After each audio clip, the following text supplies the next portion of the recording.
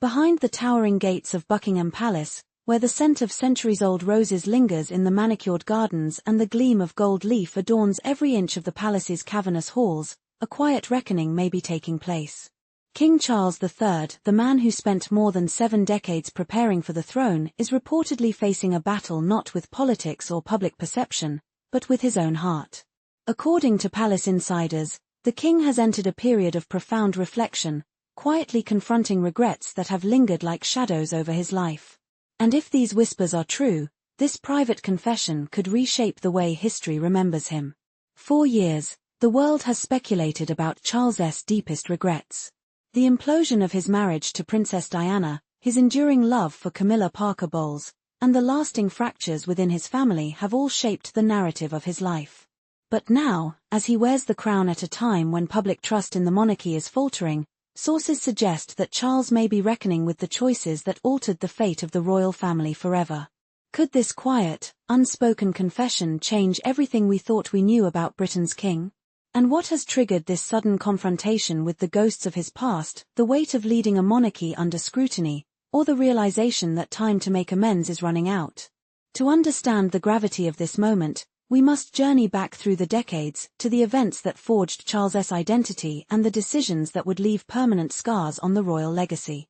From the moment of his birth on November 14, 1948, Charles was not just a child, he was a future king.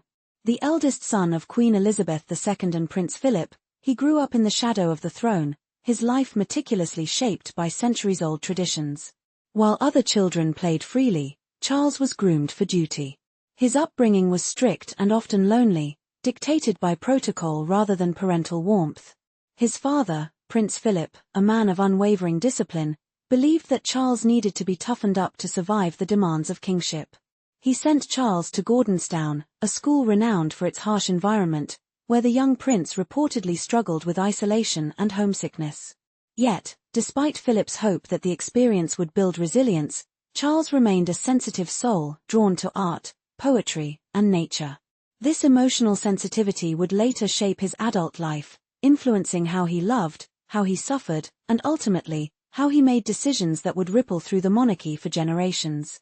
By the early 1970s, Charles had fallen in love with Camilla Shand, a woman who shared his love of the countryside and understood his complex nature like no one else. Their connection was immediate, effortless, a rare oasis of authenticity in Charles's carefully curated world. But Camilla, lacking the aristocratic pedigree the palace deemed necessary for a future queen, was considered an unsuitable match. The royal family, driven by the belief that the heir to the throne must marry a pure bride from noble lineage, quietly pressured Charles to end the relationship. Heartbroken yet bound by duty, Charles acquiesced and Camilla married another man, Andrew Parker Bowles, in 1973.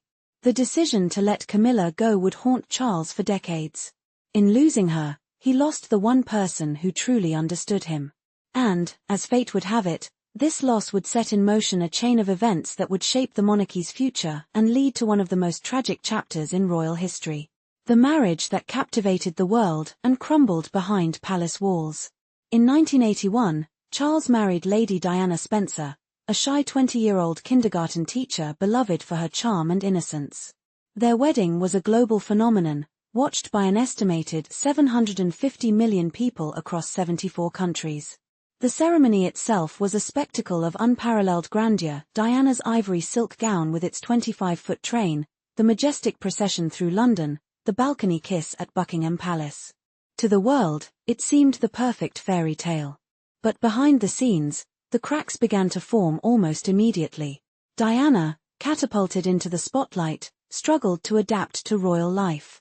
She was young, vulnerable, and overwhelmed by the relentless media attention. Charles, meanwhile, remained emotionally distant, still carrying a torch for Camilla. Their incompatibility soon became impossible to ignore. Diana, feeling abandoned, battled depression and an eating disorder, while Charles retreated into his royal duties and, eventually, back into Camilla's arms. The public unraveling of their marriage became one of the most scandalous sagas in modern history, with headlines splashed across every tabloid and television screen in the world. In her bombshell 1995 interview, Diana famously declared, "There were 3 of us in this marriage, so it was a bit crowded." The line became immortal, a painful distillation of the tragedy that had unfolded behind palace doors. As Charles's marriage crumbled, one figure in the palace reportedly foresaw the disaster long before it unfolded: Prince Philip. The Duke of Edinburgh, known for his bluntness, allegedly warned Charles that his emotional attachment to Camilla could destroy everything. Letters exchanged between Philip and Diana reveal that while the Duke sympathized with Diana's struggles, he also chastised Charles for jeopardizing the monarchy with his actions. According to palace insiders, Philip's words now echo in Charles's mind, a haunting reminder that he was cautioned, yet chose to follow his heart anyway. Did Charles underestimate the cost of his decisions?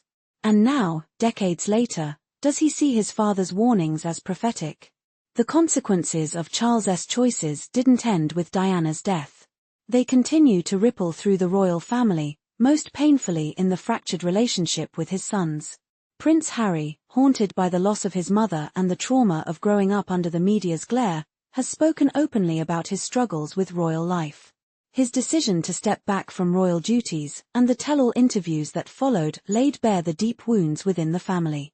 Harry's criticism of Camilla, whom he accused of manipulating her public image, only widened the rift between him and his father.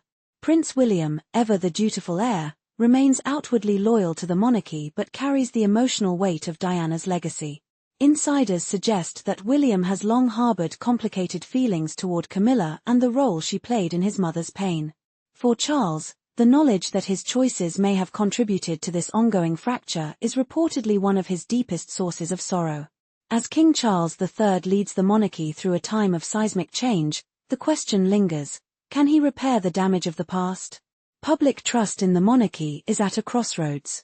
Younger generations are increasingly skeptical of the institution's relevance, and Charles's reign begins under the weight of decades-old scandals that have never fully faded. Yet some believe that Charles's willingness to reflect, to privately confront his regrets, could be the key to securing the monarchy's future. Will his reign be one of quiet atonement and reconciliation? Or will the echoes of his past ultimately overshadow his ability to lead? One thing is certain: the crown is more than a symbol, it is a burden.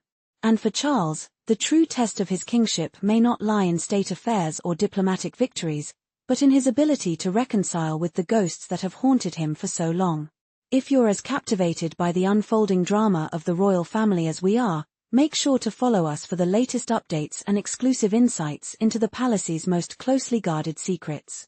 After all, the truth behind the throne is often stranger and far more heartbreaking than fiction.